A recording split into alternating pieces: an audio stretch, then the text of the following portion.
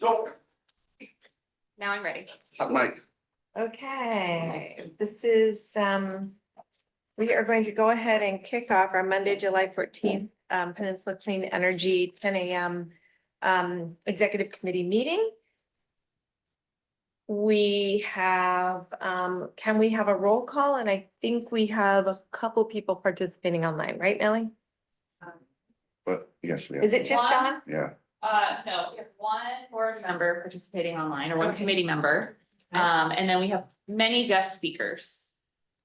But for roll call, when I call your jurisdiction, if you'll please state your name, San Mateo County, Lisa Gaucher. Atherton, Rick DeVille. you, Brisbane, Colleen Mackin. Burlingame, Donna Fulton. Hillsborough, Leslie Reiser. Menlo Park, Millbrae, San Bruno, Marty Medina. and San Mateo. Lorraine. Thank you. Great. Let's go. Thank you for getting that worked out, Nellie. I don't think we have any participation via AB 249449. Nope. No. All right, at this point, we will open up the meeting to public comment to anyone who has something they would like to share that is not on the agenda. Do you have anything that was mailed in, Nellie? No, I didn't. Okay, anyone here? See any? Public, okay, and any hands on the? Okay, we will go ahead and close public comment. May I have an action to set the agenda and approve the consent items? There's only one item on consent, that's approval of the minutes. So Okay, we have a motion by Director Gaucher and we have a second by Vice Chair Medina. Roll call vote? San Mateo County, Yes. Atherton, yeah. Brisbane, Yes. Burlingame, Yes, Donna Colson, yeah. Hillsborough, Yes. Menlo Park, Millbrae, San Bruno, Yes. San Mateo. Yes. Motion carries. All right, the first thing on the agenda is chair report. And my only real report out for everyone is just that we're beginning, Leslie's on our committee, Colleen's on our committee, Marty's on the committee. We're gonna begin just taking a quick look at the role of the executive committee, the audit and finance committee, and the CAC, all three, just to make sure we're kind of meeting the right amount of times, that we're kind of covering all the right issues. The composition seems to be working and,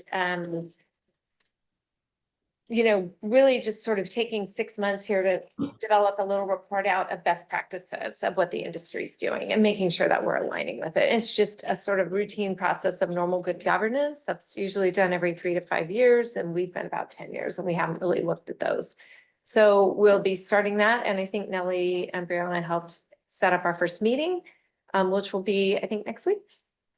So looking forward to working with you all. And that's really my only kind of big news. Right, let's see, CEO report. Good morning, everybody. Apologies that I am not in the room with you today, but I do want to thank Shalini and Nick, and of course, Chair Colson for being there in person. I do not have anything in particular today. I think what I'll do is just hold it all to the board meeting and present it in person. So we have a fair bit to talk about today, so I'll turn it back to you. Great, thank you. All right, does any member of the public have any commentary under chair or CEO report? All right, seeing none, I'm gonna go ahead and close those 2 items. Item number 4. This is going to be run by Mark Hirschman, our Director of Government Affairs. Raphael is here, our Senior Director of Energy Programs. I think Roy is here. Does he want? No, Roy's online. Roy's online. And our guest speaker, Jim Davenport, who's a partner with Thorn Run Partner. We're going to be having a discussion of HB1 reconciliation bill, the Trump administration executive order 143315, and impacts on PCE procurement and programs. This is a discussion item. Kick it off. Go Thank ahead. you, Chair Colson and directors, Mark Hirschman, Director of Government Affairs. As Chair Colson mentioned, we wanted to give you an opportunity to hear a little bit about HR1, which is the President called the beautiful bill, and get a bird's eye view of its impact on Thank you. Get a bird's eye view of its impact on the nation and how things look nationally, but more specifically drill down a little bit on what it means for Peninsula Clean Energy and as we move forward. To help us with the bird's eye view, we've invited Jim Davenport, our lobbyist in Washington, D.C., who's been following these issues, as well as the president's executive order that followed the passage of the bill. And he's going to give us a briefing on that. So Jim, I have the clicker to advance the slides. Okay, great. Yeah, if you could, okay, thank you, Mark. I see that. And is Kyler with my firm on as a panelist because he's going to walk through this? Yeah, right here. Dean. I Okay. can give you guys remote control of the slides. Who should I give that to? Give that to Kyler if you could. Sure. I'm just going to talk for a minute or two, and then we'll turn it over to Kyler.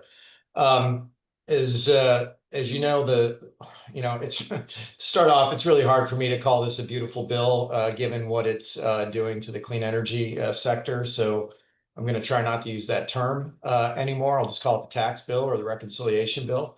In addition to the clean energy provisions, Sean and Mark know that I represent local governments all around the country. Really not a lot of good things in here for the local government sector. Changes to Medicaid, changes to SNAP. There are a few good provisions in there, but as a whole, if I could compare this bill to the reconciliation bill that was done by the Biden administration, it's night and day.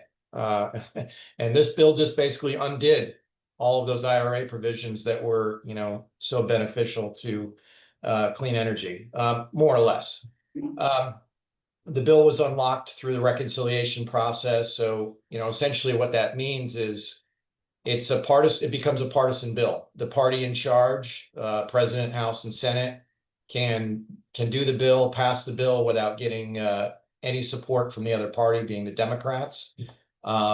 So the Democrats were basically sidelined through this entire process. So, our focus over the last 6 months, while this bill was being developed and while we saw these things coming into place, like these clean energy cuts, we Thorn Run were focused on the Republican senators and Republican House members, where we thought we could nudge them in the right direction, either on clean energy, Medicaid, SNAP, and so forth. At the end of the day, I think I had said this to many clients all along, when these bills get put together, even if you're a member that doesn't like certain provisions, you often swallow it and just do what the party as a whole wants you to do. At the beginning, there was 20 or 30 House members that were writing letters to the Ways and Means chairman. They were upset about, taking taking an axe to the clean energy programs. Didn't really make much of a difference. There was about 6 senators that were very vocal about the clean energy provisions. One of them, Tom Tillis from North Carolina, who is essentially not going to run again because he voted against the bill. But others, they ended up swallowing what was done. I mean, they pushed back a little bit, and there may have been some areas where it wasn't as gutted as bad as it could have been. But having said that, at the end, the Republicans, locked hands and voted for this package. So unfortunately, we're going to talk a little bit about what this bill does to the clean energy tax credits that were in place during the Inflation Reduction Act. I mean, they haven't been around very long, only just a matter of a few years. Kyler's going to walk you through what's been changed, what's not been changed, and what's completely terminated. So I'm going to go on mute, if that's okay. And Kyler, turn it over to you right now. Yeah, thank you, Jim. So this is sort of like a very high level overview of some of the most relevant tax credits and how they're changed by the reconciliation package. A bunch of them are essentially being terminated, if not in 6 months, then in 12 months, pretty much in a time period that for the next taxable year, they won't be really relevant. Some of the really big ones the changes were a bit more complex and that we'll run through a little bit are the clean electricity production and investment tax credits, 45Y and 48E. the 45X advanced manufacturing credit. And then transferability was also slightly changed, though it's notable that, it was largely preserved alongside elective pay, which wasn't really changed at all. So to get into the details on clean electricity, when it was enacted in the IRA, it was effective basically onward with no fixed end date. It was replacing, you know, technology focused production and investment tax credit, but this was meant to be more technology agnostic. The reconciliation package really is focused on sort of terminating the credit for wind and solar or severely limiting it. There are some sort of credits or some clean energy technologies that have stayed in the favor of the Trump administration and congressional Republicans. It's the whole intermittent versus baseline sort of debate happening in DC. So, nuclear, geothermal, battery storage, and hydropower have a phase out, but they'll be lasting much longer than wind and solar. Like Jim said, there was a lot of sort of give and take, and the package was held up for a long time at the last minute by a senator from Alaska, and this was for a second it was looking a lot worse than it turned out, primarily as it relates to that 2027 placed in service deadline, which, as you all know, with interconnection queues on top of construction, was not really feasible for a lot of projects that are in the pipeline. But in the end, they created a carve out for the place in service deadline for projects that begin construction within 12 months of enactment. So basically by, July of next year, for wind and solar. On top of that, there are a slate of new foreign entity of concern restrictions that I'll also get into a little bit later on. Next is the advanced manufacturing tax credit. This one was actually left relatively intact, though it did have several changes. It'll phase out under the current schedule that was enacted in the IRA with 0% by 2033. Sorry, there's a typo in there. Though there is a phase out also now for producing critical minerals going to 2034, and then it phases out early for wind components, 2027. And there's also a new tax credit for coal production that's used in steel, as well as new foreign entity of concern restrictions. So to get to that foreign entity of concern, FEOC restrictions, basically the goal of these new restrictions, and there were some FEOC restrictions in the original IRA, namely as it relates to the 30D clean vehicles / EV tax credit. There are rules about who is eligible to receive the credit, and the goal of these provisions is to prevent companies, of course, that are, really the big player here is China, basically to prevent Chinese companies or companies that have some material relationships with foreign entities of concern that are linked to China or incorporated in China, and etc. And the requirements go into effect at different times for the different tax credits. Really, the big change here that I think is most significant is this material assistance cost ratio in the center. This will apply to 45Y, 48E, and 45X. And it basically prohibits projects from using a certain percentage of components sourced from China and other countries if it passes a threshold percentage, which is laid out in statute, but which is complex and changes throughout the years, which is why I didn't list it here. But that's sort of a very high level overview of the FEOC restrictions. This is the timeline for when these new restrictions go into effect for the different tax credits. As I said, the material assistance one being probably the most complex and restrictive one will start applying to clean electricity, to solar and wind for facilities that start construction after 2026. And the change to transferability is also mentioned here, where basically it just prohibits transfers to SFEs, which, to go back real quick, is specified foreign entities. So, these are sometimes defined directly by the Treasury Department or by the federal government, but there's also definitions for what kinds of companies or entities can be included. But basically, they're companies organized in China would be the most notable one. Finally, implementation is sort of the next big thing. I think there are a lot of question marks around this, namely President Trump's executive order, which I think had a pretty provocative title about, ending the subsidies for wind and solar.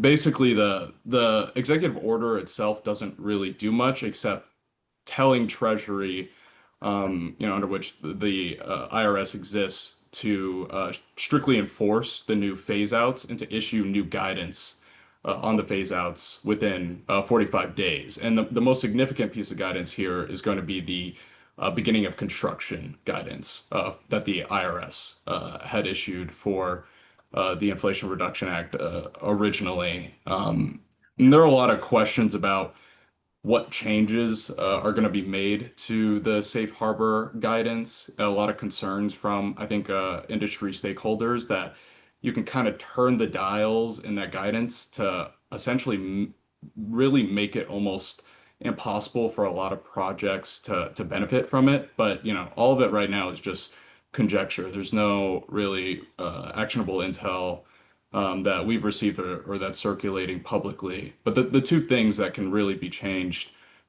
is the 5% capital expenditures requirement to access the safe harbor, or the sort of physical work tests.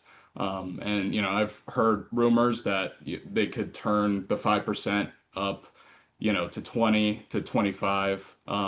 But as I said, these are all just sort of ideas. There's also, it's also possible that this executive order is, in a sense, theatrical, because Jim sort of mentioned before that there were a bunch of members that held up the package but ended up swallowing it. And in the House, that includes the House Freedom Caucus conservative members. And after a meeting with President Trump, Ralph Norman, one of the members, said that Trump had agreed to really aggressively implement the phase out for wind and solar. So this could sort of be Trump's, him holding up his end of the bargain.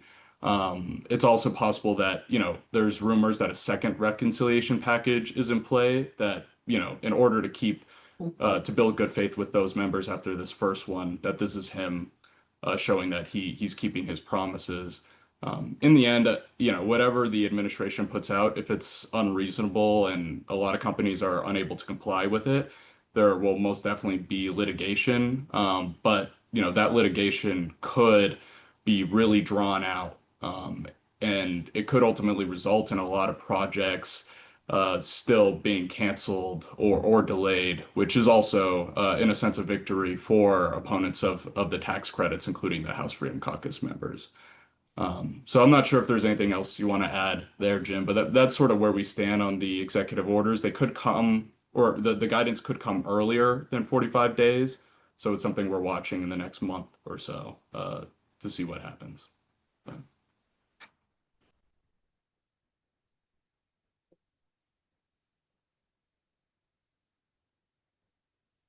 Thank you, Kyler, and thank you, Jim. Any questions at this juncture? If not, we'll turn it over to Roy Ju, or yes, Dr. Ragsdale. I just have one question about the rumored second reconciliation package. Is there any substance to the rumors, just in terms of content?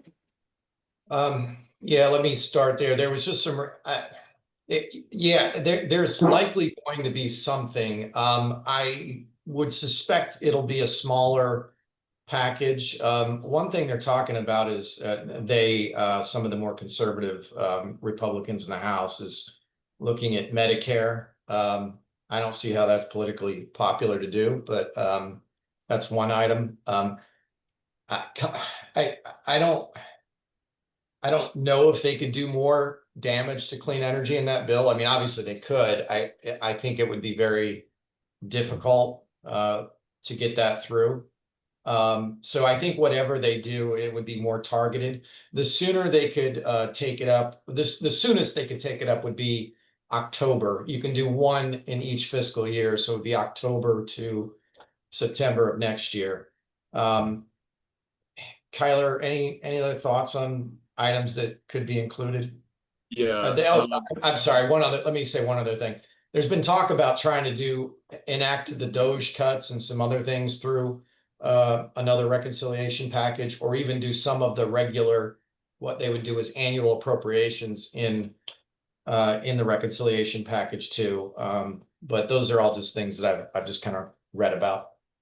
Sorry, Kyler. Yeah. Yes, as Jim said, it's sort of, all of it is sort of rumor. There's not really much substance. I think the focus of it will probably be a lot of the policies that fell out of the original reconciliation package because they didn't comply with, the bird rule, which is a little complicated, but mostly specifies that anything in the reconciliation package has to be budgetary in nature and can't just be policy. There are a lot of provisions that were dropped as a result of that, including some energy relevant ones like permitting reform and stuff that they could tweak and try to put back in. Jim mentioned healthcare. The Affordable Care Act premium subsidies are supposed to expire by the end of this year. So there's some thought that maybe could be the focus of a second reconciliation package. When it comes to the IRA tax credits, it's hard to say. I also don't think that there would be support for culling them even further. But I think, again, in some sense, just the policy uncertainty is sort of part of, the administration's goal. So, whether or not it's feasible to pass in the first place, I think just threatening them again to, chill investment further, it's also a possibility. But yeah, sorry, it's not really a good concrete answer. There's not a lot out there yet. Oh, that's helpful. It's helpful having you guys there. Thank you. And we call it the tyranny of uncertainty. And that's probably a good segue to Roy. Good morning, everyone. Roy Shu, Senior Director of Power Resources. So I'm going to talk about specific impacts to power resources associated with this bill passing. Can everyone hear me? Yeah. Oh, okay, great. Nellie, can you get the slide deck back? And thank you, Jim and Kyler, by the way. Thank you for coming today. All right, I think we're ready now. Great. Ellie, do I have control of the slides? Yes. Okay, great. Thank you. Yeah, so Jim and Kyler did a very good job laying out background on this bill, and I'll build on it. A lot of material will be a little repetitive, but it's good to hear a second time because how much this bill changes our entire industry. We're into a different paradigm now that this has passed. So first of all, agreeing with Kyler's last statement about uncertainty, I think the intent here is to create uncertainty and it deters renewable investment, and it places so much burden on the developers to meet these new timelines and restrictions. So now we're looking at 2 termination timelines for ITC and PTC. For solar and wind, there is a place in service stay requirement of end of 2027. But if you start construction within the next year, which is before July 4, 2026, then you're not subject to this cliff. So that I'll talk about this later, but that will create a rush in procuring equipment and doing all kinds of things to qualify for beginning construction.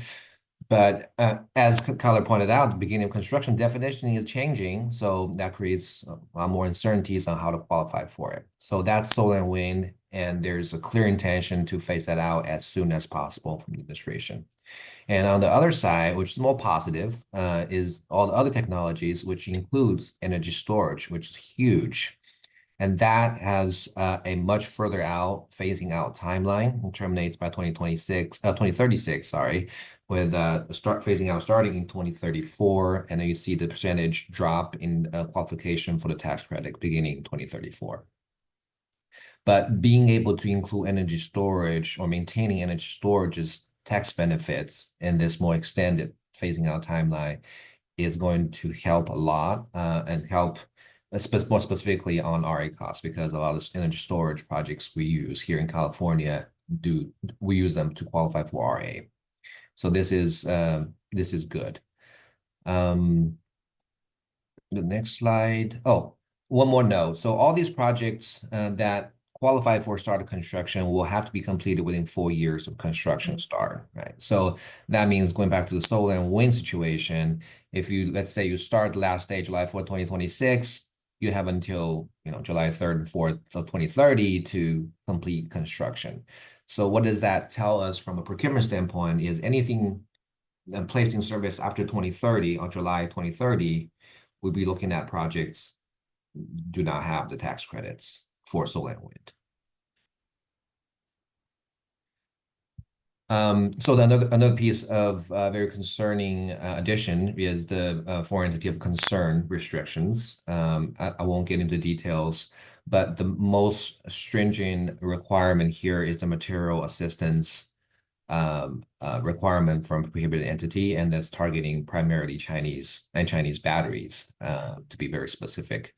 So if you have a storage project that begins construction after this year, and then if you receive certain percent of their material assistance, meaning procure equipment from China, if you buy battery from China, then that project most likely will not qualify for ITC. And I have my next slide to get into a little bit more details.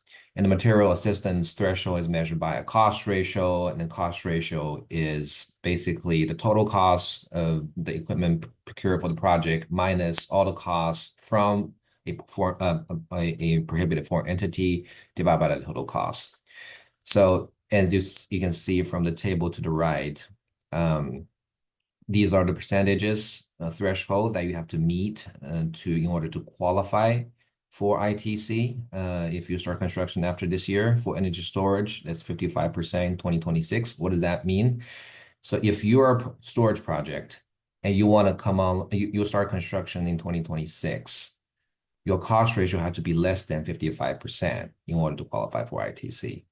And for a battery project, the substantial amount of the project material is the battery. And if you don't start construction this year and you plan to use Chinese equipment, then you're very likely to not meet this threshold and therefore not qualify for ITC. And the other piece, again, is everything here ties to the beginning of construction, and the executive order from last week does create a lot of uncertainty on what considers beginning of construction. The executive order orders the IRS, the Treasury Department, within the next 45 days to provide guidance on what beginning of construction means to prevent artificial acceleration, manipulation of eligibility, restrict the use of broad safe harbor unless a substantial portion of the facility has been built. So it is a beginning of construction criteria, but then now it seems like will require a substantial portion of the facility to be built to qualify for beginning of construction, which is a little contradictory. Then in addition to that, there's requirement for the Department of Interior within the next 45 days to revise their policy and regulations that give solar and wind facilities preferential treatment. But the most concerning part, again, is the beginning of construction uncertainty now. So what does that mean? There's a lot of unknowns. What is substantial portion? How do you define that?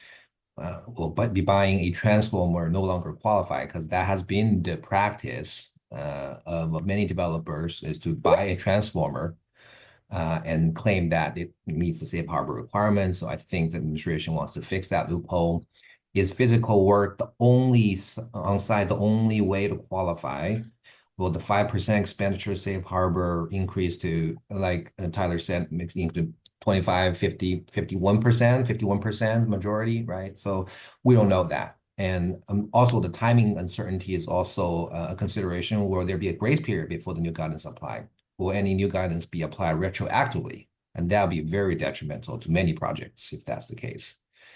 So what we do expect is that any new guidance will limit the safe harbor opportunities. That goes without saying. Any new guidance will likely be rushed because we only have, say, now 40 days left. And if they keep on issuing changes to the guidance that will create even more uncertainty for developers. And yeah, there will potentially be legal challenges to any new guidance that deviates significantly from the current guidance on beginning of construction, which was referenced in the bill language itself. So again, the intent here, it seems like, is to create more uncertainties to deter project from moving forward. And projects that are early movers, meaning projects with permits to construct, they have secured equipment already, they have secured funding to buy equipment or to spend the money to start construction right away, because there's a very short time here to qualify. These projects will be the ones that make it. So potential impacts in general, we'll see definitely a rush to procure equipment in the next year to secure ITC, and that will definitely push up the equipment costs. The EPC, we'll call it engineering, procurement, construction contracts, are already constrained in the industry. And now with this rush into qualifying for start of construction, especially if physical work is required, will put further constraints on this capacity. And that would just mean higher cost to compete for construction queue. And there's definitely going to be decrease in clean energy investment, likely translate to higher project costs, finance costs, and all of that just means it's going to be more expensive to build these projects. In the long run, there will be a reduction in the new solar and wind build out. That's basically the intent here. And then thermal resources will benefit, like natural gas resources will play a bigger role to fill the gap that's left behind by solar and wind. And in battery projects, the key for battery projects is their ability to manage the FIAC rules, whether that's sourced domestically or go to a Southeast Asian country that's not affected by FEOC rules to qualify. So their ability to retain ITC really depends on how well they can manage their supply chain. So more specifically to our contracts and the contracts that we're engaged with, so there are two categories. There are projects that we're talking to now that has expected COD prior to 2030, and there are ones post 2030. So the projects that has CODs prior to 2030 were pretty safe. I did a survey last week with all the counterparties we're discussing with. For the most part, they're safe on ITC and PTC qualification and be able to avoid the severe FEOC restrictions. And they rely on a couple of different things. One is their ability to start construction in the near term. And that includes our Right Best project that we just approved. And they're able to start construction September, October this year.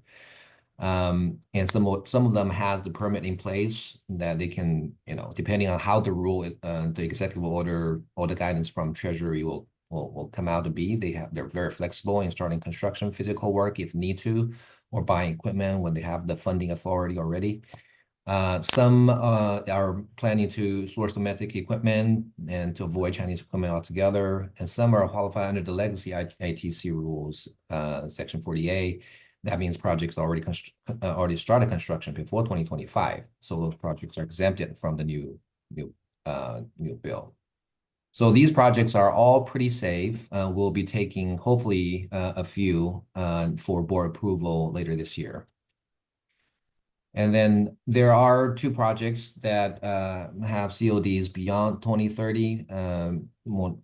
One of which is what we call Cluster 15 projects. And Cluster 15 is a term we use in the interconnection world. So all the Cluster 15 projects, not projects that just PCE is engaged with. A lot of projects in the queue are under Cluster 15, and Cluster 15 projects has a known COD at this time because the interconnection study has not been completed. But the expectation is that all the Cluster 15 projects will have a COD day in the mid-2030s. So these projects face tremendous challenge in meeting ITC, PTC because of their timeline. And the uncertainty not only on the tax credits, but uncertainty on the interconnection side. So those projects will face probably higher costs and price uncertainties. In addition to all of that, the tariff risk is still out there. We've heard a lot of the developing news in the news this past weekend on all the different tariff that our administration wants to place on various countries. So that risk is still out there and will impact all these developing projects. Two more slides. So looking further out in the future, on future procurement efforts, it's a little too early to forecast price curves for each product. The market is still trying to react to all these changes. But generally, we're seeing pricing for all the products trending upwards in the 2030s due to the sunset of tax credits and increased cost pressure on storage under the FEOC rules. What we know is storage ITC without the accelerated phase out, it generally is a positive, and especially positive for RA prices. Wind solar phasing out early is generally negative for REC prices. We'll have to see what the longer term price forecast will shape out to be. And some forecasts already came out, but it's a little too early to see or to determine which forecast is more accurate than others. So we'll keep monitoring the pricings for these products. So what does that mean for our 2030 goal and 100% renewable target? We do have a very solid current portfolio right now. We have established a pretty good foundation and to meet this goal. If we're able to secure a few more renewable resources that qualify for tax benefits, will be a plus to meet this goal. And also assuming that REC prices remain reasonably stable in 2030, we should be able to meet this goal. So there's some qualifier, but well, at least I am still confident that we can meet this goal in 2030. So what does that mean in terms of expansion? I know that might become part of the strategic planning phase. From a procurement standpoint, if we plan expansion ahead of time, limit scale, it should still be feasible, but we will be more cautious now as the industry is going through this transition for the next decade, and be more mindful of the uncertainties as we would plan for expansion. Some other dynamics, this is my last slide. I talked about the interconnection timeline. Now that the tax credits are tied to start construction, tied to place in service, the very lengthy interconnection process is going to hurt the chances of these projects qualifying for tax credits, right? So if, let's say, the IOUs delay their physical work by a couple months and push the project out a few more months out, and they all of a sudden no longer qualify for tax credits, then it's going to be very detrimental to these projects. So that's one interplay. Permitting, we've heard that California is considering remove CEQA requirements on certain projects to accelerate permitting. Is that good? Is that bad? It's debatable. Most importantly is what is going to be state's reaction in terms of their renewable and clean energy goals and the reliability procurement orders, all the reliability related mandates, all of that. Are they going to be changed or are they going to be adjusted because we all are expecting that it's going to be harder and harder to find these renewable projects and be able to procure them at an affordable cost? So this balance or priority juggle is getting more challenging. It's already very challenging, and we talked about this many times: affordability, reliability, sustainability, and now this balance and this priority setting becomes even harder for the state and for us when we make our procurement decisions. So yeah, that's my end of my slide deck. Happy taking questions. Sure. We'll might have a few. Anyone? If there aren't any questions. Yeah, Lisa. I do have Sure, one go ahead. question. Thank you so much for the presentation. It's a lot to take in. Are we anticipating any changes to our customer facing programs? I think that's coming up. That was the next. perfect segue. Thank you. Okay. Director Gaucher. Before we move on, so just listening to Roy's sort of overall, framework for what's going on. This administration may not be there forever, and this Congress may not be there forever. So can this get rolled back? Can things change in the future? Can this state have have influence? I mean, we're talking about a few things there.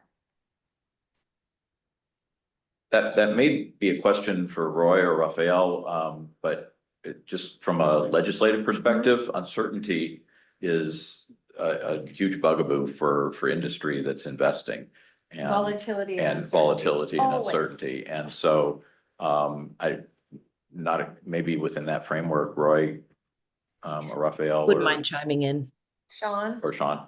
I'll chime in and then, you know, pretend that I also would ask Shalini to chime in, because one of the things that we're looking at and beginning to kind of push at is what will the state's response be to all of this in terms of regulatory requirements and, you know, potentially relaxing some of those requirements, be it CEQA or any of the other reliability requirements, et cetera. So we are hoping that the state steps forward and takes its part in relaxing some of these things. I do want to just comment that the interconnection issues that we've been dealing with for the last couple of years just got amplified in a way by passage of this bill, because all of these cluster 15 projects, of which we had a handful that we were very interested in contracting with, are now, you know, potentially on the ropes.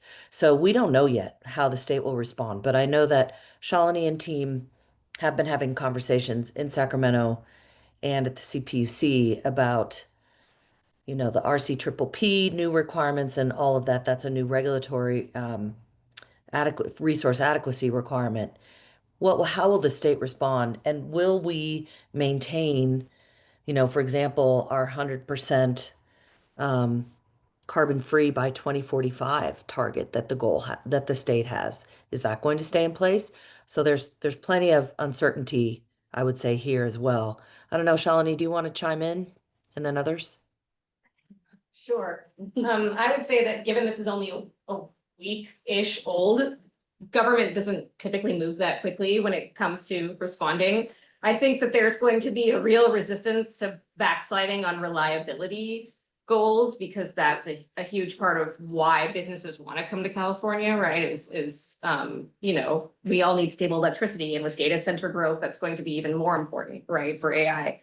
I think there's a likelihood that I believe the state probably wants to go a lot further in its environmental regulations. I think they might not go further faster. I think they might pause sort of where they are and try to think about how to do what they're doing really well right now. So as opposed to going farther in the future, I think they'll focus more on preventing backsliding, if that makes sense, just given the current administration. I'd be very curious to hear from our DC-based lobbyists about what they think that there could be a change in the future at the federal level, because most of these things the state doesn't have control over. Right, in terms of international trade and tariffs and that kind of thing. I mean, we all know the governor, you know, has been going around the world trying to make partnerships with different countries and entities, but there's really only so much authority a governor has, right? And there's only so much authority the California legislature has when we're not building and manufacturing these materials in our state, right? We're bringing them in from overseas. So that's really the challenge that we can address as a state. What we can address as a state is the regulations and requirements that we have about how we're bringing them in, how quickly we're connecting them, et cetera. Yeah, development. Also, is there like a pipeline for domestic equipment production? I don't know the I answer. mean, Roy might know better. I think there is a pipeline, but it is significantly more expensive. Right. There is a pipeline. There's manufacturing facilities being developed around the country, but the timing, especially on storage cells and lithium ion cells, it will take time to ramp those up to meet the very fast demand on the clean energy build out here in California and around the country. And so it will take time to replace the Chinese products. On the solar side, we are talking to developers who are sourcing domestic panels, and hopefully we'll be taking one of those projects to to the board for approval in July, and they're getting first solar panels, which are produced here in the States. So I think the biggest challenge is the lithium-ion battery and the ability for US to pick up manufacturing to replace that reliance from China and Southeast Asia. And there's also a question by Colleen and then Rick. I have a real concern about upcoming proliferation that's forecast for AI. And do we anticipate any kind of state regulation to say they cannot just suppress local, commercial and residential use where we have brownouts to satisfy, as I heard one person put it online, so someone can design their Christmas card using AI. It's incongruous to me. And I just wonder if, has there been any movement at all to regulate this? Or any kind of regulation to say, you know, I've heard some developers say, well, we're gonna do AI, but we're gonna produce our own energy, which, given this presentation that you just gave us, seems highly unlikely due to the cost. There is some confidential discussions about regulation about new load, specifically at the CCAs and IOUs, and I can't say much more in public yet, but I'm happy to talk to you privately. But I do think that that load growth due to AI is a very hot topic in the legislature right now, and there are multiple bills about it to ensure green energy or clean energy. There is another bill to ensure, you know, who's on the hook if the AI data center shuts down. So I think there's an evolving conversation in Sacramento, and I think they are very much aware of it. I don't know if you have anything you want to add, Mark? Not at this time, but we have signed on, or Cal CCA is watching and involved in some of those bills, and we do have concerns. So you're expressing exactly what some in the legislature are looking at right now. Thank you. Okay. All right, we'll move on to Rick. Oh, Rick, sorry, Rick. Roy, I have a question, which is, it sounds like from your presentation that given the status of our contracts in the context of these new regulations, that we're generally okay between now and 2028 because of the timing of when we've got stuff coming forward, and that these regulations are going to principally impact us in terms of our negotiation to secure additional sources of power that would be coming online or go into construction in or after 2028. Yeah, that's generally correct, Rick. Yeah, I don't foresee any immediate impact. And all the price curves we've seen so far on the product, we're not seeing immediate impacts to procurement, probably through the end of the decade. I would say any impacts we'll see will be beyond 2030. So a lot of projects that we contracted will come online, like our SunZia, Gabriel projects. So they're all expected to come online in the next couple of years. And ones that we're currently contracting mostly have CODs prior to 2030, and they're able to manage these new risks. And so projects coming online after that, or new negotiation or project engagement that we will have for the 2030s, will see the impacts on these new rules. So then I assume from what you've said that we're pretty good, but for what might happen after 2028, our strategy is still pretty solid, at least up through 2028, maybe through 2030. But then it gets dicey depending on if we lose some sources of current clean power, or we have expanded load requirements so that we need to generate new power, and assuming that this gets overturned beginning in 2028, we probably can manage that. But if it doesn't get overturned in 2028, which is all about what that administration is, then it may be after 2028 that we're gonna have to change our strategy because we're gonna, it's likely either we'll have to pay a lot more for clean power or we'll have to have a power mix that has less clean power.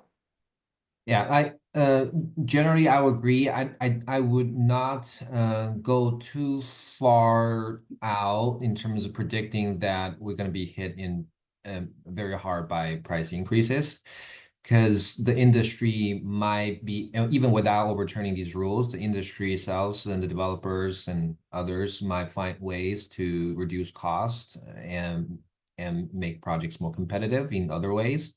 So it's a little too early to predict a worst case outcome after 2030. I think we'll give it a bit more time to see how the developer community react to these. But your assessment is correct that if we're okay through 2030 and meet the 2030 goal, and then we'll see some of our contracts start to fall off. So our ability to maintain cost 100% renewable will depend on our ability to secure replacement contracts, either long-term or short-term, to maintain a very high RPS percentage. And if at that time, when we are ready to replace, the price either for long-term or short-term market is very high, then we are subject to certain market exposure in that instance. And same thing was with the expansion. If we do try to expand at the time where everything is very expensive, then we'll also be subject to that risk. But yeah, I wouldn't go to like, after 2030 we'll suffer tremendous cost just yet. I think that's a general expectation if we were trying to replace or continue to contract during those times without tax benefits. But maybe there are other counterbalancing factors that might happen the next 5-6 years and that might change that. Makes sense. I see Director Yes. Lorraine has his hand raised. Yes, Adam, Director Lane. Thank you. I saw a note about how this will affect PPAs, and I had a question maybe a little bit about perhaps also towards some of our consumer-facing programs, but this made me think about recent changes that allowed us, I think, to effectively get tax credits while in third-party relationships. I feel like that was a somewhat recent phenomenon for us. I forget the name of the phrase, but I think Raphael knows, and I'm just curious if that was impacted here. Yeah, to my knowledge, I think about the elective pay and transferability, is that what? Yeah, I don't think those are impacted, but I'll let Raphael's next to present, so I'll let him to explain more about. Yeah, another terrific segue if we could get to Raphael's presentation and address energy programs and HR1. Okay, Raphael. Sure, happy to jump in. Rafael Reyes, Director of Energy Programs. If I could get the slides up, and I'll do that for next slide. Next slide. So I'm not going to recap all of the policy, which is but I will hit some key points. Obviously, incentive reductions across all of the clean energy sectors. From a net impact standpoint, what we're seeing is that it will have an impact on near-term adoption rates. However, if you really look globally at the economic fundamentals in solar and storage and electric vehicles, they're still extremely favorable. They're still favorable, a little less favorable without the incentives. But solar and storage deployment accounted for somewhere around 80% of new capacity in 2024. If you look globally, you see similar very positive numbers, and electric vehicles are growing substantially less in the United States. But if you look globally, it's very substantial, and price drops are continuing to happen. And there's a strong interplay between transportation and solar and storage, because as transportation goes up and more manufacturing capacity comes online, that also benefits storage on the solar and storage side. So on a macro from a macro standpoint, personally, I remain pretty optimistic. Even though we will certainly see near-term slowdown and medium-term, difficulties planning and complications. On building electrification, I do think that there are more material impacts. Next slide, please. So the specifics in terms of the incentive laws are listed here. I'm not going to read them all in detail. But on the residential energy credits, we do see loss of both heat pump water heater incentives and heat pump space heating. As a reminder, heat pump is just an air conditioner that runs in both directions. So it's not new technology, it just hasn't been deployed in this way extensively, particularly in California, which has been a gas heavy state. We're still at the early days of adoption for building electrification technologies, in contrast to solar and storage and electric vehicles, which are much farther along. And we remain in a very high utility rate region, and that complicates the economics. So we do see them as operationally favorable, not by a lot, but they are favorable, but not enough for somebody to say, oh, I'm going to make that investment to get that operating cost benefit. So we still need to do a lot of work to continue to improve the experience and the economics on this side. And in fact, a later presentation will be speaking to this specifically. Next slide.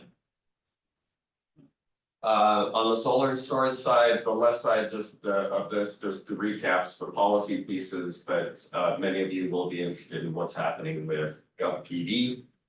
Which is potentially the most impacted program aside from residential electrification. We have multiple phases happening with GovPD. GovPD 1, all the systems are in operation today.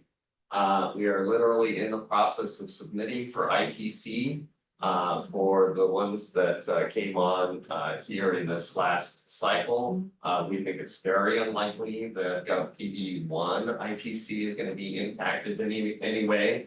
I'm happy to report that GovPD 2 is also under construction. Some are actually construction complete, just waiting for permission to operate from PG&E. But we do have construction happening over the course of the entire calendar year, and in fact scheduled to continue happening in the first quarter of next year. So there is a lot of work happening right now. We have Dear Leverett, Senior Program Manager here, who can answer questions in detail about where things stand. We're still pretty optimistic. The team working with McMillan, our union contractor, is actively looking at the schedule to make sure that we will have construction start by the end of this year for all the projects. I can't tell you with 100% confidence that everything is going to be totally buttoned down since the rules are still uncertain, but I would say that we're pretty confident that we're not going to be impacted here. And we also have a pretty strong case to make on domestic content and avoiding the FIAC rules for the solar portion. So again, unlikely that the solar portion of GovPD 2 will be impacted. We have the battery retrofits, which have not started yet. So we're in final discussions with McMillan around a variety of details on that. Then we will go into design, and then PPAs need to be signed by cities. And then we would start construction. Almost certainly all the construction is going to happen next year. Those are batteries. They will be subject to the FIAC rules. Exactly what that means is TBD, but we are starting to price these on the basis that we will not get ITC for those projects. Now, we have the surplus funds that we can help offset costs. So at the end of the day, we're reasonably confident that actually we're very confident the projects will be executed and that they will be reasonable. They may not be quite as economically favorable as we anticipated, but still a fair bit of uncertainty around some of the details here. GovPD 3, which would be the next full round, we're actually now pricing without ITC at all. And we think that it'll work. It's not quite as favorable, but we still think that in general, and it's a little bit case by case, in general, they would be favorable. And we're still on the optimistic end of the spectrum that we can pull all this together. We are working with exploring third-party finance through iBank, which is very good capital rates. So on the whole, we remain optimistic on GovPD3, but there's a little more uncertainty there. Finally, on residential, the slide here references business models. Residential solar in California is very expensive compared to most of the world. And I don't remember the exact numbers, Peter could probably cite them, but we're around $2 a watt. And if you look at places like Australia, it's less than $1 per watt. So there's an enormous opportunity to really reduce soft costs and capital costs. And in fact, this is part of what the other presentation that hopefully we'll get to, dealing with financing in residential solar is about. We still believe that this is viable. And it is in fact central to our overall strategy to improve the economics of residential electrification. So we think there's a lot, we're optimally positioned candidly to help drive some of these cost savings in the market. So we're still optimistic that we can make it work, but there's a lot of work for us to do to get there. So with that, I'll pause for comments and questions.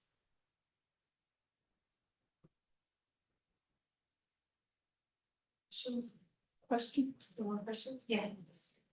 Could you comment, to the best of your knowledge, what we know, is anybody lighting a fire under PG&E on connections? Because without that, everything. I will defer to Shawnee. I will say it's been years that people have been lighting a fire under PG&E on this connections issue. And it continues to be a challenge, like literally 3 years. So it's something that is, I think there's a problem with the amount of work that needs to be done and the amount of people that can do it. And they're already paying overtime and bringing in crews from Oregon and Washington. I just think they're really behind for whatever reason. I would also say that in the context of energy programs, we're working on smaller projects that have not historically faced the types of interconnection delays that we're seeing on the utility scale side. Those are egregiously long interconnection delays. Whereas for distributed energy projects, that would start at most scales for the DERs, it's not as big of an issue. I mean, in some ways, it's a predictable outcome of having a more diversified, smaller projects throughout the state, right? You're no longer relying on nuclear power plants and large gas storage like Aliso Canyon. You're relying on lots of smaller utility scale or even smaller, 1 to 5 megawatt projects throughout the state. So I do think the number of interconnections is a challenge for PG&E, but Roy probably has more thoughts on that too. The other comment I would add is that our right sizing strategy is extremely important here. So avoiding sort of panel upgrades, we're also looking at strategies in the deployment of residential solar that will help. It's not, you can't avoid PG&E in that case completely, but there are things you can do to speed things up. And so we're optimistic that we can help drive innovation there as well. Thank you. And All that's right. it for programs. Great. Any other questions? I'm gonna ask, before we go on or wrap up here, I just want to open this up to public. Does any member of the public have anything they would like to comment on? Okay. Seeing no hands raised and no public comment, we'll go ahead and close public comment. Thank you very much for this. I think it's really helpful and we'll look forward to continued work.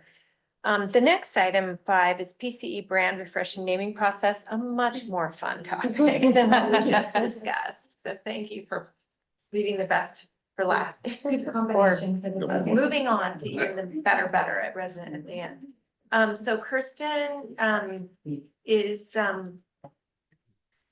where are we? Yeah, there you are. Okay. Kirsten Grun is Associate Director of Marketing, and Kennedy Palsick. Did I say that right? Palsick. Director of Partnerships and Client Service at Lexicon Branding. We'll turn it over to you. Wonderful, thank you. Hello, members of the Executive Committee. Gwen Rose is sorry she couldn't be here this morning, but she's asked me to share this exciting update with you all on our brand refresh and name exploration. I'm Kirsten Groom, the Associate Director of Marketing, and since joining PC last fall, I've worked very closely with Gwen on the website launch and brand refresh. Over the past year and a half, marketing has taken a close look at our brand strategy. We found that a refined identity could help us better connect with customers and support our strategic goals. We're not changing who we are, we're just finding a better way to express it more clearly and meaningfully. Since January 2024, we've developed updated messaging, brand insights, and architecture. And Gwen previously shared our brand strategy with the board. And then December came before the board to discuss the plans to explore a new name. In March of this year, we began that exploration, and it's been a thoughtful, inclusive process shaped by community input and grounded in our mission. And today we're very excited to share where we're at in this journey. So first, for newer board members, here's just a quick overview of why we're exploring a new name to begin with. First, we know that the name Peninsula Clean Energy is difficult to spell, say, and remember. As you may remember, Gwen shared a recording of a Los Banos customer who struggles to pronounce the name when speaking with one of our customer service reps. And now, Brenna, are you able to help us say that? Thank you. Whatever, I can't even pronounce it. Peninsula, or am I saying it right? Peninsula? Peninsula. I know it's so hard to pronounce. Oh, peninsula. Okay, peninsula. Okay, I always want to seem to put another ula into it or something. Okay, it's on the bill. It shows my bill from PG&E, and then I see the bill from Peninsula, and then another one that I have on there. And it's like, wait a minute, this to me the bill is higher than it was before. I'm like, PG&E is still billing me this much, and I'm getting about the same or more from the Peninsula. And I'm like, I just don't see the saving. I feel like all I have is an extra bill on there. Thank you. So just one example of the difficulties with the name itself. We also know there are geographic challenges. So the word peninsula no longer accurately reflects our service territory in both San Mateo County and Los Banos. Clean energy, while accurate, often creates the perception that our electricity is more expensive, like organic. However, our rates are lower than PG&E's. There are also misperceptions around the term peninsula, and these biases can cause challenges when it comes to our policy work. And finally, the name was built for clarity, but not necessarily connection. It's descriptive, but it doesn't resonate with our customers. Whatever, I can't even pronounce sorry, it. did I start that? Thank you. And then here's some Google search results from our customers that just demonstrate these challenges. So again, you'll see that people have difficulty spelling peninsula, and they also confuse PCE and PG&E. In addition to the name itself, we have some challenges with our logo. So specifically, the green and blue version of a logo does not meet WCAG compliance standards for accessibility. And there are also some legibility limitations as the logo is scaled down. So to support this work, we partnered with Lexicon Branding, one of the world's leading naming firms. They have names from those recognizable brands and products across several industries, including the energy and nonprofit sectors. And we are thrilled to have them as a partner in this very important work. So now I'll hand it over to Kennedy Plasek from Lexicon to walk us through their approach. Thank you, Kennedy. Hi, everyone. Thank you, Kirsten, for the introduction. I'm really excited to meet you all and to share more about our process and the journey that's led us to today. Let me just see if I can control my slides 1 second. Okay, there we go. Whoops. Sorry, this is the first time doing this control. All right, I'll start on this first slide. And I think I have maybe about 10 slides, so I'll be quick. But Lexicon's process is designed to develop the right name, not just a good name. We always say this, anyone can create a name, but creating the right name is a different story, and it really requires a different approach, which we've built and we've been doing for the last 4 decades. You'll see on this next slide, you might be familiar with some, if not all of these brands. These are all Lexicon created brand names. The same approach we use to develop these names is the same approach that we applied for this program to develop a new name for PCE. Kirsten already set the stage, but our assignment is very specific. It is to develop a new brand name for Peninsula Clean Energy. We do not do design or really any ad campaigns. We're just focused on the verbal identity. So once you get that name right, everything else flows smoothly. Now, our task or our mission here was to develop a name that can create some distance from PG&E and confusion with that or misconceptions around what you do. But really, most importantly, the job for this new name is to build stronger brand equities with your existing customers and, of course, to attract new customers. Now, how do we actually get there and how do we develop the right name? It's made up of 4 phases. This is not rocket science, but I will give details of each phase as I go through this presentation. But just high level, the first phase, which we kicked off in April, I can't believe it's been that long ago, it's really to define the job. So we don't ask the team what type of name they want. We really need to uncover what's the job for this name? What does it need to do in order to set you up for success and more growth in the future? We interviewed many key stakeholders from PCE as well as board members, members of the community. We had employee and community advisory research done via surveys. So we take all that input and synthesize that into a creative framework, which I'll share in a few slides. That framework sets the stage for creative development, which is phase 2, invent. So we develop solutions in-house. We go through rigorous trademark analysis and cultural and linguistic evaluations. We showed name candidates to the PCE team at the end of May. Based on that feedback, we repeated the process again into the refine stage, phase 3. That was at the end of June. And now where we are today is in test. It's really test, but also clear from a trademark perspective. We are conducting research, both qualitative and quantitative, on a short list of names among customers. So that feedback will be really helpful, not only in terms of selecting the right name, but being able to launch it successfully as well. Now, a few quotes that these are some of my favorite from that define phase, phase 1. This came from, I think, one of the interviews: let go of tradition and embrace the future.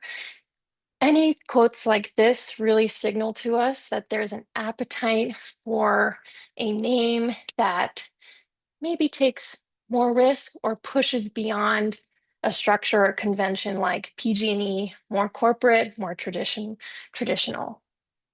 This says it all too. We need to be fresh, not stuffy.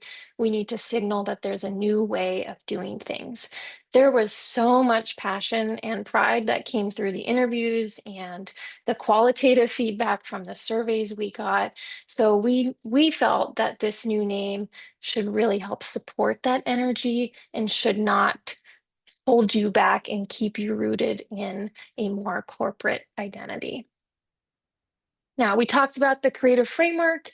What does that actually look like? It's actually just a 1-page document where we outline the key criteria for the name.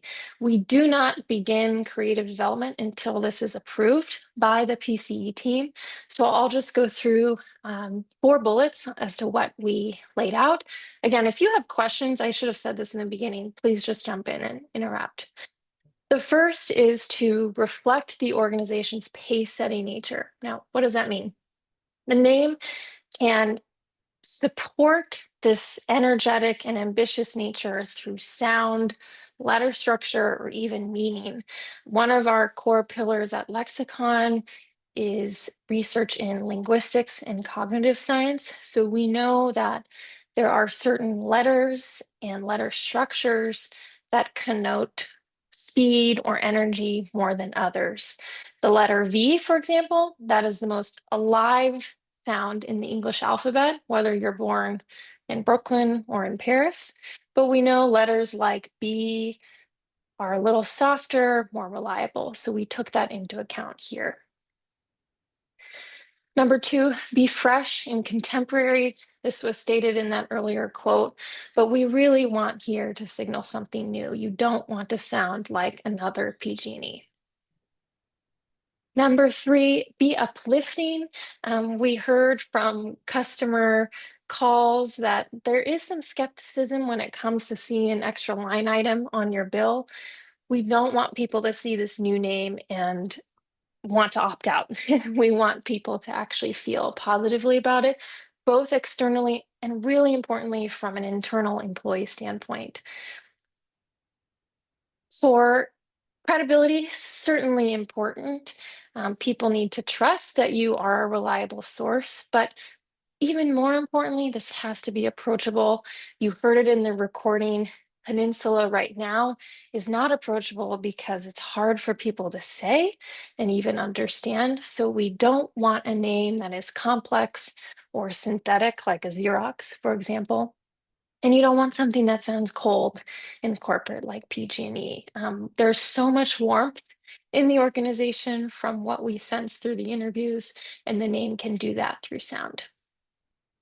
Now, once we approved of that framework, we then go into solution development.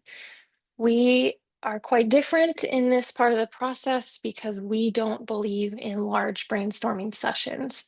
We've learned over the years that when you group people together, everyone herds towards the middle, more safe, more logical, more practical names. So what we do by design is actually assign small teams of 2 people to the assignment. So the first team, they will know everything about you and the organization you're building.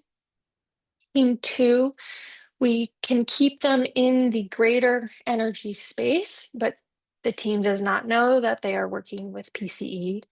And team 3, we take them out of the category. We do that because the teams have more permission to explore completely different directions, to take risks. They're only working with one other individual, so there's more psychological safety when it comes to exchanging ideas. Once these teams develop solutions, we then filter them through trademark and linguistics and apply our filters in terms of cognitive science and linguistic research. So we know what names or what words at the time will be easier to process or maybe too complex for this. 5 insights I'll share quickly. These are insights that we've learned over the years doing our research and developing brands across categories. These are the same insights that we've applied to all names developed for PCE. The first is less logic, more attitude. I think a great example of a company name that does not have any attitude or emotion is PG&E. So we want to move away from that. Windsurf, completely different category, but it is a great example of moving from a name that's very logical, Codium, it's all about agentic coding, moving to a name that has much more emotion, Windsurf, it's about being in flow state, being nimble, fast moving. And they just got purchased by Google for $2.4 billion. So I think that has worked out quite well. I don't think you have to worry about us getting sold to Google. Not an outcome. Agree. It just was a data point. Okay, next slide. Number 2, be unforgettable by being unexpected. There is a tendency to want to orient towards names that are safer and feel more logical, but that does not work. People will move past you within a matter of seconds. So we look for names that have some element of familiarity. They can process a word part or understand the meaning of the word, but there's something surprising or unexpected that makes you stop and think. I think you'd agree, no one would probably eat a Maraxi burger. They changed the name to Impossible, which we did. Sales exploded and even meat lovers started eating this. Number 3, make a statement, take a risk. If your team is comfortable with the name, chances are you don't quite have the right name. We go through this and we see it every day with our clients. Everyone wants to be comfortable, but the brain only pays attention to what's new. So it is a little bit of a tension here between wanting to come to a consensus and actually finding a name that has more energy to it. So as you go through this process, there will be names we know that are polarizing. That's actually a good thing because it means that people are talking about it and they're thinking about it. Number 4, future facing, not current facing. Sonos and Swiffer are good examples of that. If Swiffer had been current facing, it would have been called ProMop. Sonos, they really wanted to make it sound like just a new speaker. It does not at face value. So we definitely here for PCE want a name that can help you grow and maybe even expand beyond what you do today. The last and maybe the most important insight is that the most effective names are vessels that will carry your story into the market. This name will likely be 6 letters, maybe less. It cannot tell your whole story. So just think about that in the context of you will have design, you're going to have messaging, new marketing campaigns. The name is just the container that carries all of that, but it can't say everything. Sonos is a great example of a vessel. Nothing about the word Sonos speaks to home entertainment. The team actually at Sonos, when they saw this name, rejected it. They thought it was cold and unemotional. We tried to tell them that this was a vessel. It does carry the story of being a new sound operating system. They've taken that through their messaging and even the physical product design. So our goal here is to create the right vessel for you too. I think this is my last slide, but we are now at the stage of testing names. We've developed a methodology called first impressions. I think you'd all agree you only have one opportunity to make a first impression, so it needs to be right and it needs to be strong. So what we've developed is a research methodology that actually tests for names in different contexts. The Pentium image you see on the slide is just an example of what that looks like. When we were developing Pentium for Intel, the contenders were Pentium or ProChip. ProChip, very descriptive, very logical. We put Pentium on a pair of skis, on a Porsche, on a desktop computer, and I believe toothpaste from Crest. And no matter the context, consumers said that they didn't know what Pentium meant, but they felt that it would be a higher performing and more premium toothpaste, ski, or car. We took that back to Intel. That's what helped them select that name. ProChip underperformed across every context. So we're doing a similar process here with PCE. It helps not only just from a design standpoint, understanding the behavior and attitudes within each word, but how you can help take that and bring it to life. I will pause and see if there are any questions. I believe that's my last slide. Yep. Thank you. Thank you, Kennedy. That's great. Yeah. My question is, are we gonna get to hear some Yeah. work? Yeah. I think that's top secret as of now, but I'll let Sean answer that. I'm going to turn it actually back over to Kirsten, who I think can, Kirsten, if you would just tell us where we are now, and then I know we've got a couple of next step slides. So Yep. thanks Thank for you, that. Sean. Thank you, Kennedy. Yeah. I have control again. Let's see. Oh, there we go. Perfect. Yeah, so just to wrap up kind of our where we're at and our timeline and next steps moving forward. As Kennedy mentioned, we formed a naming committee made of a subset of the board marketing committee along with Sean and Shalini.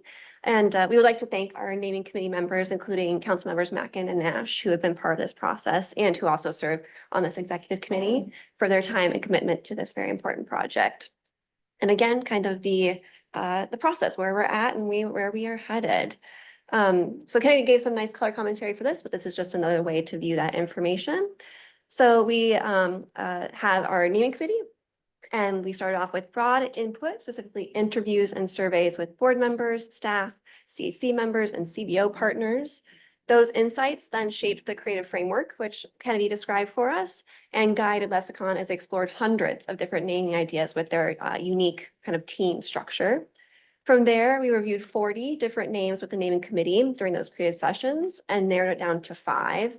And these 5 are now being tested, as Kay described, through focus groups in San Mateo County and Los Banos in both English and Spanish, and in this first impression survey with 500 different customers. So with all that different quantitative and qualitative data, the naming committee will be selecting one recommended name. Okay.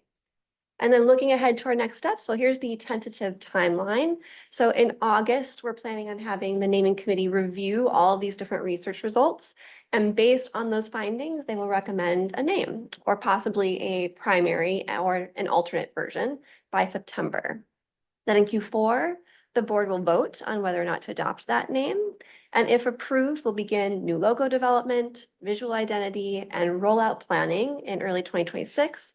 Followed by brand awareness campaigns, as well as activity support our 10-year anniversary that's upcoming. So a very big year in 2026. And I'll pause there and invite any of our naming committee members to chime in with any other details about the process they might want to illuminate.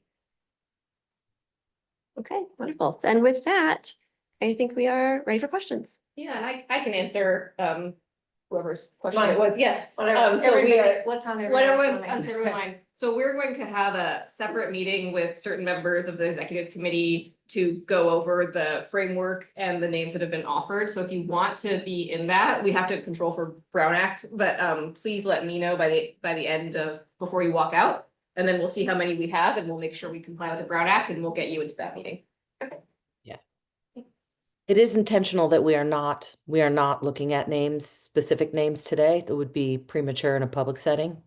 But do let Shalini know, and I know Chair Colson, Vice Chair Medina, and immediate past Chair DeGole have been already tapped, I believe, for that meeting, which is, I think, scheduled for the end of this month. So, and that's why we're bringing this to you today, is to just, let you know where we're at. Things are moving along. Concurrently, there's a lot of great focus groups going on. So we have all of the, public input as well to add to the picture here. So more to say about that. Colleen, did you want to chime in, Director Mackin, at all, or are we good to go? Sure, I'll chime in. It's daunting. It's been very, very, very daunting. You may think that it's a simple thing. You look at hundreds of names and go, oh, I like that, I like that. We have gone around and around, and there are all kinds of emotional attachments. You never realize that different people have the way they react to names. Yeah. So I am really looking forward to hearing the results of focus groups, because we can get so wrapped up in what we think, but what does the customer perceive from different names? Because that ultimately, to me, is going to tell the story. Okay. Does any member of the public have a comment they want to make, or Leslie, go ahead. I just had a question. First, Kennedy and Kirsten, this is fascinating, and I love learning about the process and what goes into it. And that was such an education. So thank you for all that work, and thank you to the committee too. I just have one question, which is, I know we have so many languages in our county, and I presume in Los Banos, but did we also look into other languages besides English and Spanish, or are we doing that? I believe we tested also in Tagalog for a Filipino population, but we can test in, I believe, 100 different languages at this point, given our network of linguists. So we can absolutely test in other languages if that's desirable. But all the names we've presented to this date have been cleared from a Spanish and Tagalog perspective. And Chinese as well. And Mandarin, yes, thank you. What I was thinking of in particular. Yeah. Yes. Thank you for clarifying. Sorry, I forgot about that. Okay, wait, I'm gonna go Marty next, and then we'll go back to Colleen. No, thank you very much for this work. We definitely are on a cliffhanger, kind of like, can't wait, but we have to test our patience, and this is a good test of it. Clarifying that Chinese was included for it. That's great because I guess ChatGPT, our demographics in San Mateo County is 30% Asian. So it's higher than the Hispanic and Latino percentages. So thank you for that. And I can't wait to take a sneak peek or whenever it's ready. So thank you. Yeah. Director Mackin. I would be remiss if I didn't add that we are in really, really good hands with Lexicon branding. Yeah. They are so thorough. They know this business and they're kind of at the high level. They're guiding us, but they're not dictating anything. And also credit to our marketing staff because they've been very much on the forefront working with Lexicon. So I appreciate the fact that we chose Lexicon. I think that was a wise move. All right. Anyone else? Just know that we also have lawyers who specialize in trademark and copyright Yeah. screening the names as well, so that it's all been part of the filter. Yeah. So we're not copywriting for Exactly. on anyone else. Okay. Well, fantastic. Thank you all very much. It's very interesting. Really appreciate Kennedy, your work and your help on this. I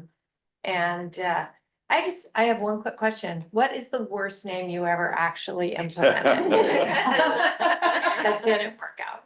The worst name that we presented, or sorry, you cut off at the end. Implemented, that you actually branded someone and it was a complete, didn't work out.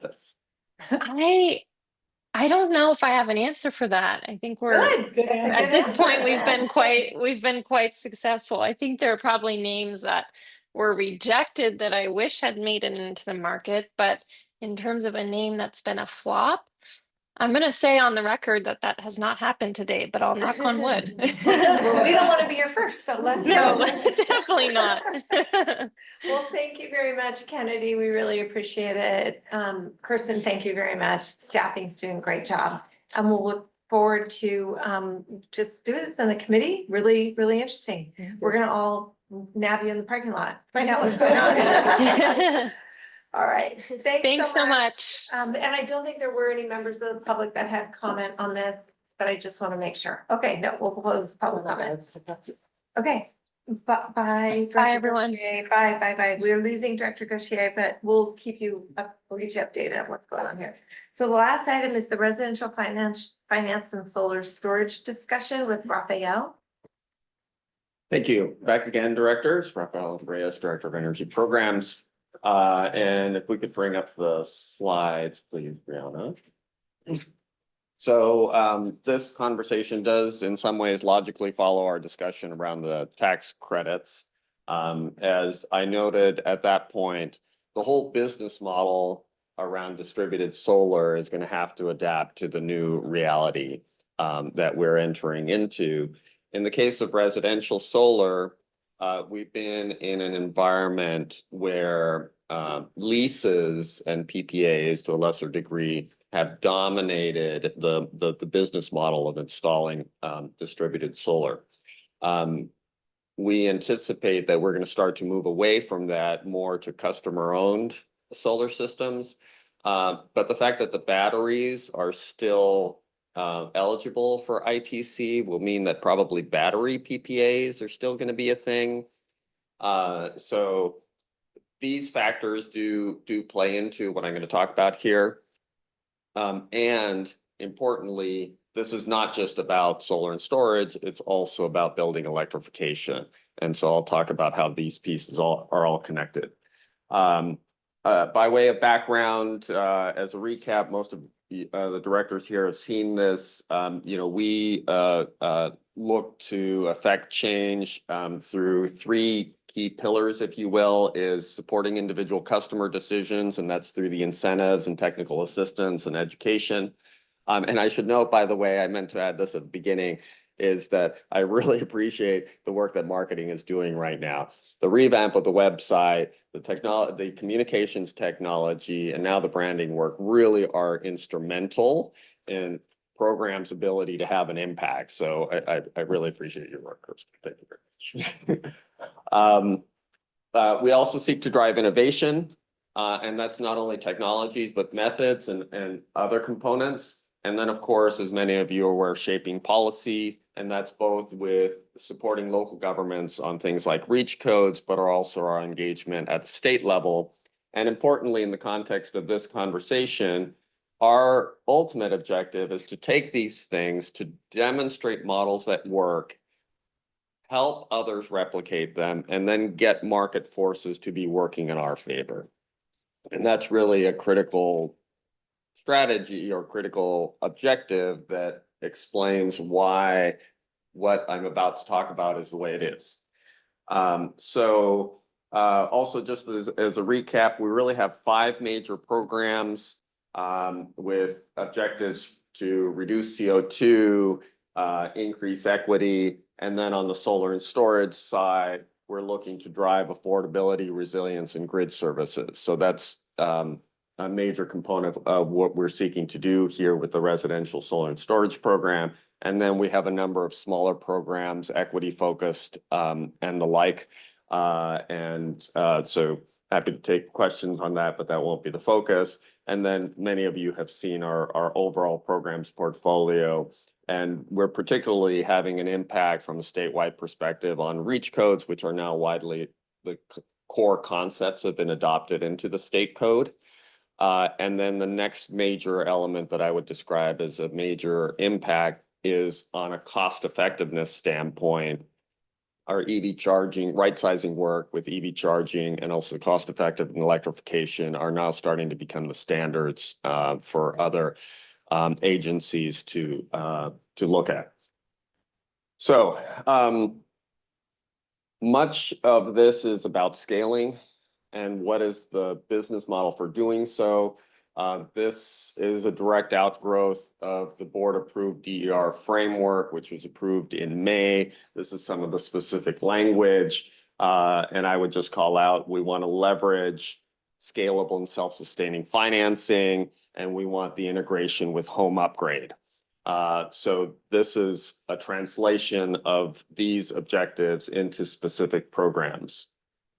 Now, another piece of this, looking writ large, is that we, of course, are looking to displace fossil fuel incumbents. To do that, we need to drive down the costs. And here I'm going to talk building electrification in particular. We need to drive down the cost. Our right sizing is a major component, bringing in new technologies and other methods and so forth are helping bring down those costs. We also, as things scale, meaning more customers are doing things, will not be able to give incentives at the rate that we do now on a per unit basis. We just don't have that kind of balance sheet. So we will need to drive down the rate at which we're putting out incentives. So currently we have about 1,600 projects a year. If the air district rules come into effect as they've been approved starting in 2027, we could see a move to 8,000 to 10,000 projects a year starting in mid 2027 and beyond. And we just don't have that sort of budget capacity to give the incentives at the same level. So we've been starting to move to finance as a key tool. So our on-bill finance offering being one, our use of power purchase agreements in GovPV has been 2. In our government building electrification program, we also have finance. So those are additional tools where we are putting out capital, helping customers make those choices, but also the money is coming back. So we recycle that. But ultimately, we need to move to increasingly rely on third-party capital. Because again, same issue, we don't have the balance sheet to support the scale that we ultimately will need. And we've already been doing that. So this diagram is a little complicated, forgive me. This is total program investments. The lighter colors from fiscal year 25, which we just closed out going back, those are actuals. The darker colors are forecast. The grays at the bottom are our incentive dollars. The orange and brown is our capital budget. Now, the very large capital budget for fiscal year 26, that is driven primarily by GovPV 2. and our battery deployments. We also have the greens, which are CPUC dollars, which we're looking to grow. But what I'd like to communicate here in particular is the increasing role of the capital side of the equation in terms of growing what we're doing in programs. Not indicated here is additional third-party funds nor GovPV3. But this is intended to give directors a sense of where we've been going and what we are seeing in the near-term forecast. Let me pause for any questions here. So interesting driving down the number of incentives. So when I think back past couple of years, one thing that was major adoption promotion was NEM2 and also the incentives. Remove that. How are we marketing this? Just, hey, we're going to help you finance it really cheap. And what is going to convince someone that they need to do this versus status quo, sticking with gas versus an investment? Because it also, what comes up over and over when I try to talk to people is they'll say, oh, I'm 50, 60 years old. I don't want to buy this stuff. I may not stay in this house.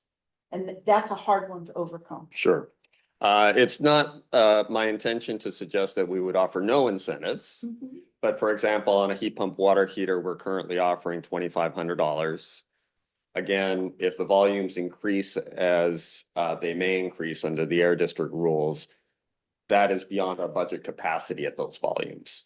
So one of the things that we would need to do is reduce the incentive level, and maybe there's been some discussion of creating additional eligibility tiers. So there would be more of a sliding scale across our incentives. And certainly if we can, if the state does investments, that would be helpful and all of that. It's always helpful to have incentives. But nevertheless, despite whether we're in a high incentive or low incentive period, third-party capital is going to be a key role. It's going to play a key role. Have you ever looked at what was the trigger that really convinced people to make that change? Have we done any research on it? Well, we do have some of that has been done by marketing, and most in customers today that are doing building electrification are driven by climate concerns. That of course is not representative of the entire population. So we still see that being a key driver in the sort of early adopter phase. And as contractors become more comfortable and they can start recommending it, and then if the rules come into effect where they become required, we just need to make it as easy as possible. Are we also seeing contractors doing multifamily housing actually adopting all electric on a bigger scale, just from outreach to PCE within our customer territory? So we have made a somewhat strategic decision not to invest right now in multifamily retrofit. Our reach codes are playing a very substantial role on electrification of new construction. Multifamily is a much smaller segment than single family for us. So it will need to be addressed, but it's a highly technical and much more complicated space. So that Bayran has done work there. There's been other players who've been doing work there with I think like most of the new apartments in Burlingame fall under our reach codes and we're electrified. So we just told them you have to do it, and they are doing it. I'm pretty sure. Yes, Betsy. One of the things that we're seeing in Menlo Park, and I think all over the region, is there's much more emphasis now on the health impacts of methane in homes. And I think the more we can promote that and the information gets out there, the more people are interested in moving to electric. Absolutely. Getting rid of the gas. I've I think actually that's seen that going with to my really own son. We stopped using our gas stove and we now use induction. And he doesn't have asthma, but he was having, some issues and they went away. So Right. we were very happy with that. Moving on here, so that's a little bit of the general context here. I do want to note that on residential solar for income qualified customers, we do already have a program that we've been that we're executing, and that's the Solar and Battery Savings Program, and that's using SCHIP funds. We have somewhere around 250 qualified homes that are participating. There's been a little bit of drop off. But we still will likely be over 200 homes that we're installing solar and storage on. This has been a very good mechanism for us to start to get a little grounding in deployment. And we're very happy with our partner Haven Energy, who we're using for this program. So as we think about the general market program, we have a number of objectives. You know, on the left side here, obviously we want to lower customer bills. So this is an affordability objective. We want to ultimately lower installation costs. So as I mentioned earlier, there are a lot of costs. Customer acquisition costs are roughly 25% today of the costs in residential solar. So we think we can absolutely make an impact there. And there are design opportunities, what are known as meter collars and other devices that can help lower costs. We want to establish grid services, drive resilience, and then ultimately deal with scalability. And we, want this to be an integrated part of PCE's business. And what I mean by that is that it should be self-sustaining. We do have load loss. I'm not going to say that we're going to make a lot of money, but we do need to be able to fund what we're doing. And so I'm going to talk about that here in a moment.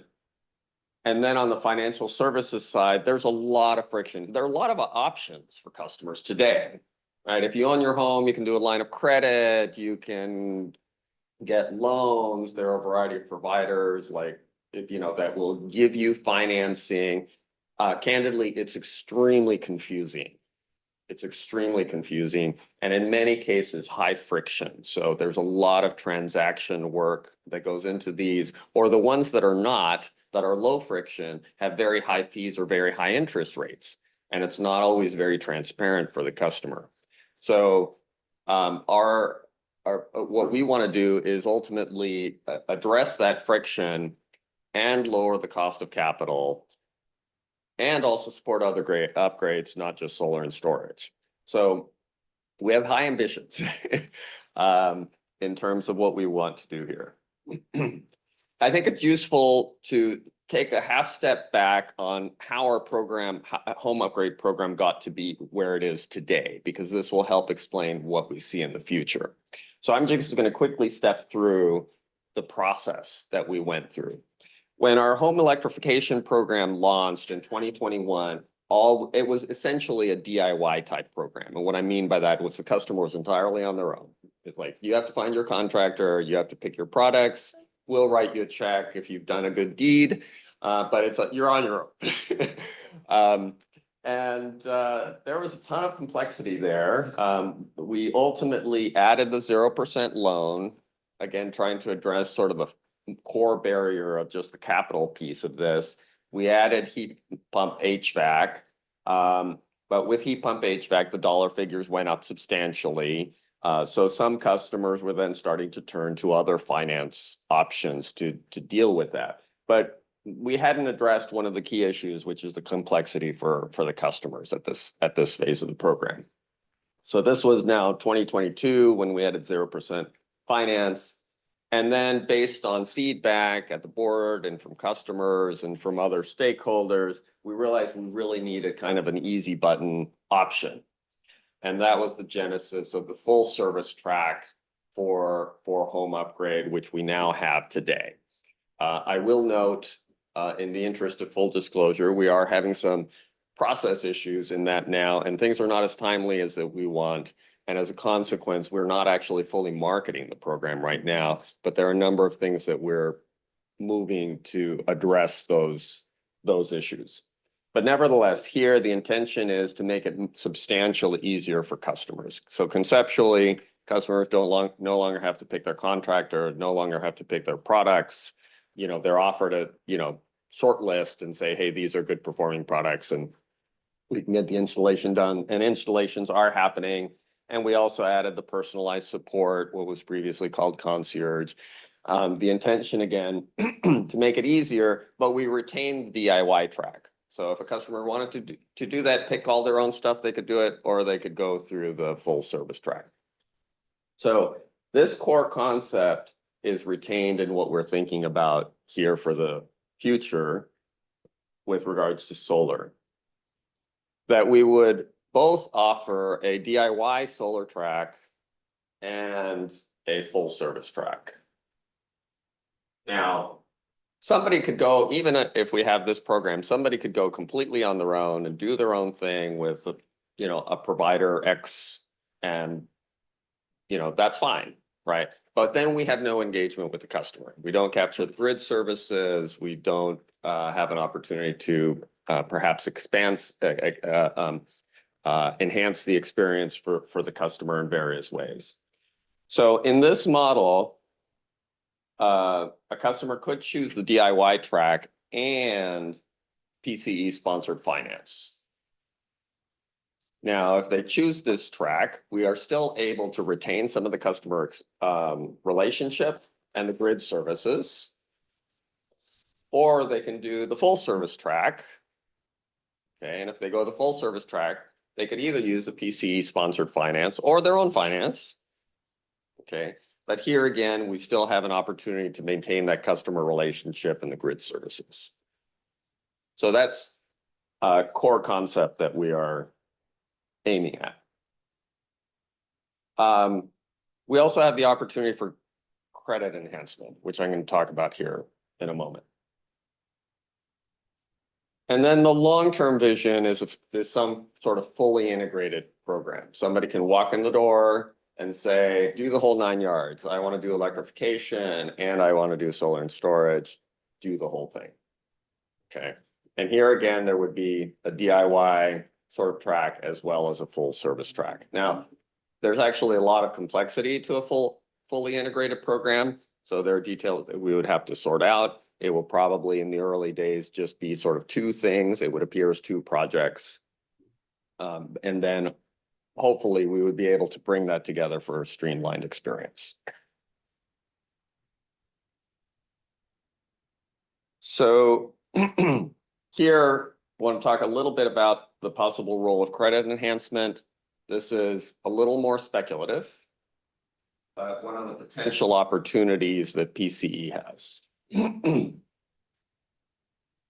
So the general concept of credit enhancement is that PCE can in some ways participate in the loan process, and there are multiple models. So there are the most traditional that people are familiar with would be an interest rate buy down, okay, which you might have for income qualified customers. There are also what are known as loan loss reserves, as well as loan participations. Now, I'll explain some of this in a moment.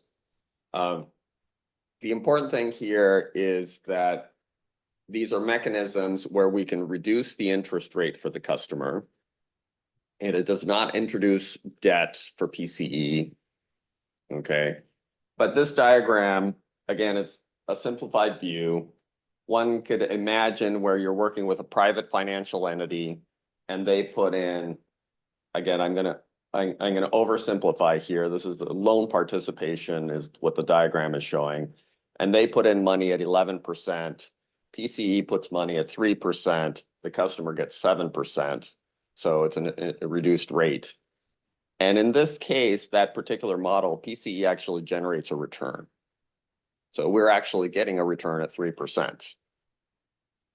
So this is a way for the program to become self-sustaining, at least in principle. So one of the things that we want to explore as we start exploring potential financial partners is what sort of options might exist for credit enhancement, which can reduce rates and also generate a return for PCE. This is actually a very common mechanism in other domains. So in affordable housing and community development, green banks, international development, credit enhancement along these lines is very common. Among our peers, this is a new conversation. Nick and I have had multiple conversations around it. Nick, you may wish to comment, but we're still early days in this, and ultimately we would have to engage with a financial partner to have that conversation about how it might be structured and what sort of terms might exist. And I'm almost done. We did have just really to sort of test the concept, some preliminary conversations with River City Bank, and said, could you do something like along these lines? They suggested a loan loss reserve. It would operate somewhat similarly. Again, in this case, we would be putting money into River City Bank at a certain interest rate. It would operate as a loan loss reserve. We would generate, funds from that through that interest rate. Whether or not it would get tapped for losses depends on the credit worthiness of the lending. So there are program design questions around how that would work. But in concept, they said, sure, we can do that. Raphael, how'd you find River City Bank? I'm sorry? River City Bank. How did it? As a Sacramento girl, I'm curious. How did you find River City Bank? Well, they operate in CCA circles. Okay, so They've been very involved. They've been working River in City CCA. Bank was one of the only original banks that would give MCE a loan. Oh, in 20 interesting. Yeah, it's a good bank. It's in Sacramento. If we go down the path of credit enhancement, which again is still in the exploratory, at this point, we would want to offer a superior rate and ideally generate some returns. There are a whole variety of questions that we would need to sort out. And obviously we would be coming to the board after internal vetting, by Nick and the C-suite with regards to whether or not we want to actually make that recommendation. But where we stand right now is we are preparing the RFPs for the services that I described earlier. So a developer to support turnkey installation on the solar and storage side, and then financial services for a recommended financial partner. There's some very interesting firms operating in this space that we've had numerous discussions with, and I've become candidly quite optimistic that we'll be able to find an interesting partner that will offer more streamlined processes for customers and ultimately better rates, better terms. So in addition to that, other CCA partners have become very interested in this and may join in as a joint or piggyback process on our procurement. And with that, happy to take comments and questions. All right. Does anyone have questions? Yes. What's the timeline on this? Our aspiration is that the financial services RFP might go out next month. Can I add something if there's not another comment in the room? There's no more comments right now, Sean. Okay, cool. I just want to thank you, Raphael. I want to underscore a couple of key kind of strategy issues here. One is we are trying to scale this program as best we can to serve more and more of our customers, not only through SCHIP, which is low income or income qualified, but through this general program. And so looking at the potential for credit enhancements in a way that it does not hit our books per se is one way to do this, while also lowering the amount of individual rebate that we are providing to get more done per household. It is way more complicated. And so that does not come without challenges, which, we're dealing with right now on some of this, and we'll talk more about that later. But I do think that this is something to consider. We are leading the industry right now in investigating what is what is the role of third-party financing, not only for something like this, which is, this is just credit enhancement, but even for Gov PV3 and any of these other larger capital projects. So this issue of third-party financing is something that will be coming up more and more. And I think the next time we dive in here, I would like to have Nick be part of the presentation, because we are looking at it from an agency-wide perspective, to just look at how does it apply or not across all of our different programs. So that's all I have. Oh, and the other thing is, I think it's also very important for us to maintain the relationship with our customer. So this provides another way to do that, even for the DIY crew. And the reason we want to do that is that we're trying to feed all of these projects into our virtual power plant, the VPP program that we've got contemplated under the DER strategy. So there's a through line strategy that goes with all of this. Thank you. Very interesting. Okay, good. Yes, Director, Mac. This is really very impressive. I'm really glad to see things going in this direction. And just a suggestion to you that I think would carry some weight going forward is, I know we have model homes and we go, oh, everybody go to Menlo Park and look at this house that went all electric. I'd like to see one project in every city, so that the residents of that city could go look at one of their neighbors' houses. That would be more meaningful, because you've got to try to pull in people's interest from those who maybe never considered doing this. So thank you very much. All right, I'm gonna open it really quickly to members of the public. If anyone has any commentary, no, I see none. All right, we'll close that. Yeah, this is really great, Raphael, and really interesting. I think you guys are being very dynamic in how you're approaching this and making changes sort of on the fly to incorporate everything from legislative changes to demand to technology changes. So, thank you. I think it's the way to go. And anyone else? Any other? Sean, any other commentary? Not from me. Thank you. Okay. Okay, great. Then we've asked for public comment. This is just a discussion item. We're gonna go ahead and close this. And we'll go to item number 7, which is committee reports and discussion, so we can get us out of here right on time. Anyone have anything? The only thing I'm gonna say is 2 things. So crazy enough, I was on a plane and I watched The Matrix the other day, which I hadn't looked at for like 30 years. It was sort of an interesting thing to revisit 30 years back. They're talking about AI and electricity and the grid, and there's so many things that I didn't catch 30 years ago. So if you're looking for something fun that's family friendly, there's a movie. And the other one I will say is I just finished reading Michael Lewis's book, Who is Government, which is his new book about it's an amalgamation of a variety of authors and people writing about really unique people in government that are solving incredibly hard problems.